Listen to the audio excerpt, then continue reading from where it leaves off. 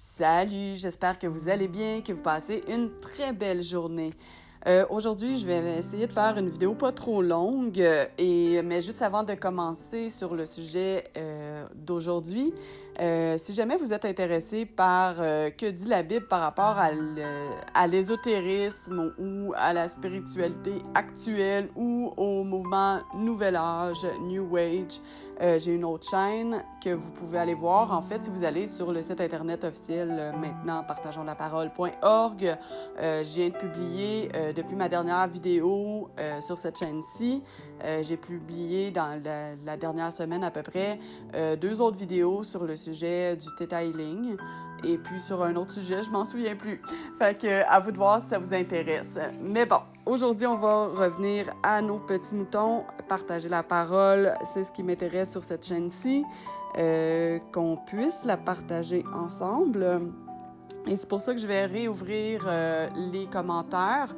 Si vous avez des versets qui sont en lien avec ce que je raconte, je vous encourage à les partager.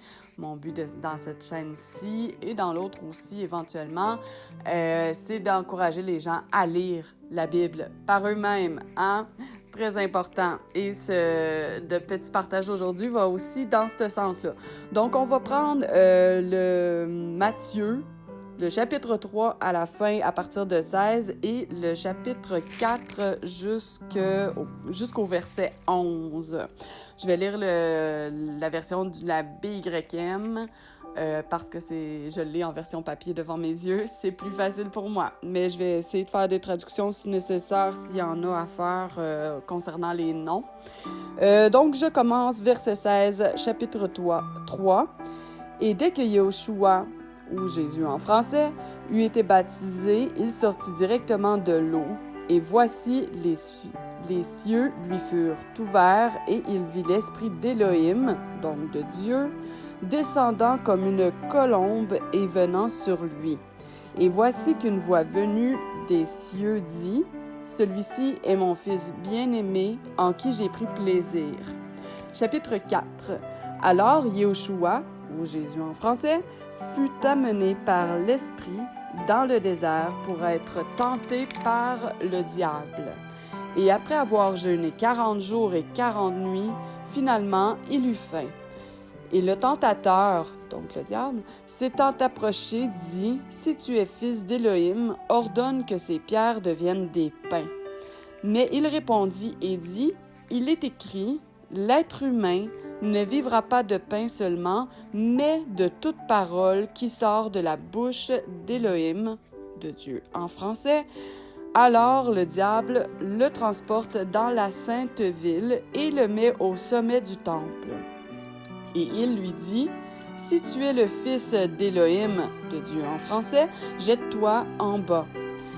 Car il est écrit qu'il donnera pour toi des ordres à ses anges, et sur leurs mains ils te porteront, de peur que tu ne heurtes du pied une pierre. » Yahushua lui dit, « Il est aussi écrit, tu ne tenteras pas le Seigneur ton Élohim, ton Dieu. » Le diable le transporte encore sur une montagne très élevée et lui montre tous les royaumes du monde et leur gloire.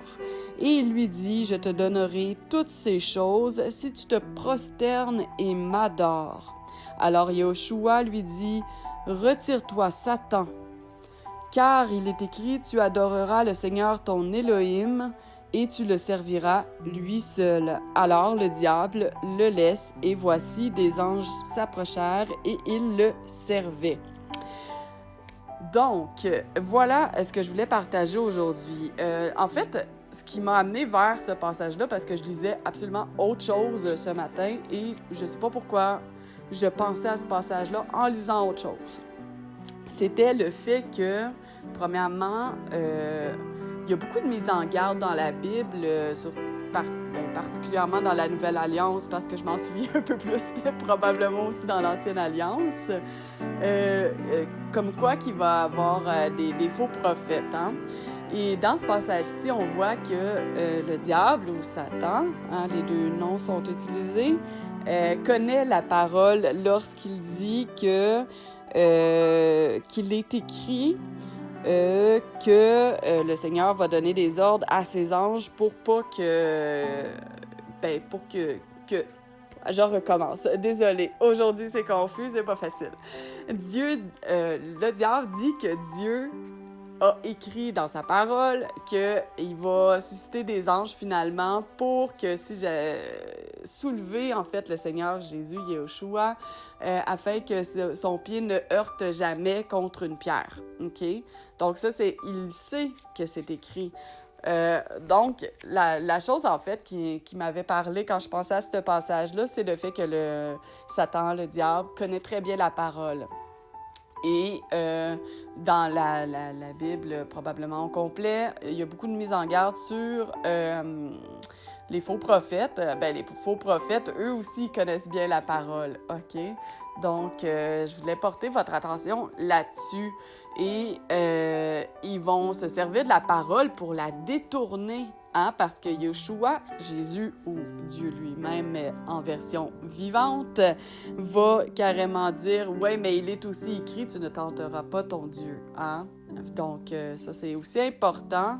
Oui, Dieu est tout-puissant, mais à un moment donné, si on le teste trop souvent, on le tente, c'est pas nécessairement une bonne chose non plus. Voilà.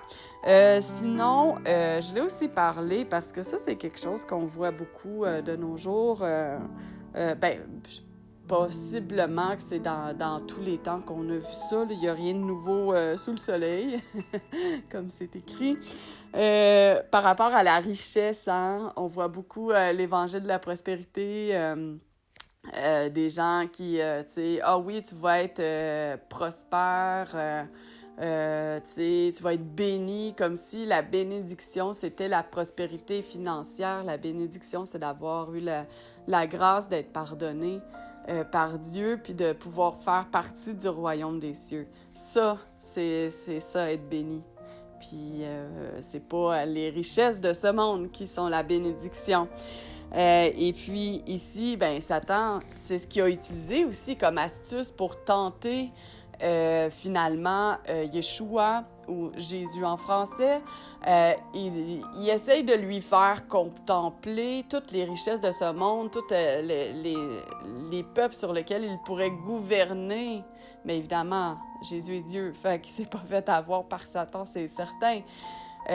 Parce qu'il est éclairé par le Saint-Esprit. C'est pour ça que j'ai commencé, en fait, plus tôt que le chapitre 4 pour revenir au fait que, en fait, c'était tout de suite après qu'il ait été baptisé par Jean-Baptiste que finalement, le Saint-Esprit est allé sur lui. C'est comme s'il avait reçu en même temps le baptême du Saint-Esprit, reçoit le Saint-Esprit en lui.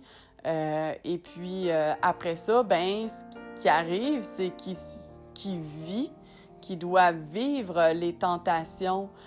Tout chrétien converti, réellement né de nouveau, né d'en haut, peu importe comment qu'on peut appeler ça, en fait, il va vivre des temps de tentation. C'est pour ça aussi que je parle de ça, que je t'amenais à me parler de ça, parce que faut faire attention, parce que oui, il y a bien des gens qui connaissent la parole, qui vont vous en parler, mais qui vont détourner, soit de façon consciente, soit par ignorance, le message. Et c'est ce que je disais au tout départ de ma vidéo, mon objectif, c'est de vous encourager à lire la parole par vous-même. Comme ça, vous voyez quand c'est en dissonance avec ce qui est écrit. Et toute cette histoire d'évangile de la prospérité, entre autres choses, ça va complètement à l'encontre de ce qui est écrit dans la parole à maintes reprises. C'est ça, j'ai commencé un petit travail là-dessus. Éventuellement, peut-être que ça aboutira sur quelque chose. Tout est possible, selon la volonté du Seigneur et non pas la mienne. Amen. Voilà. Donc, c'est ça. C'était ça pour aujourd'hui, le petit partage. Donc, c'était pas trop long, moins de 10 minutes.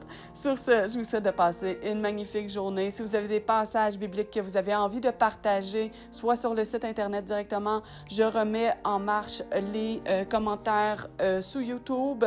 Je réponds moins vite sur YouTube parce que j'ai 2 chaînes à aller voir.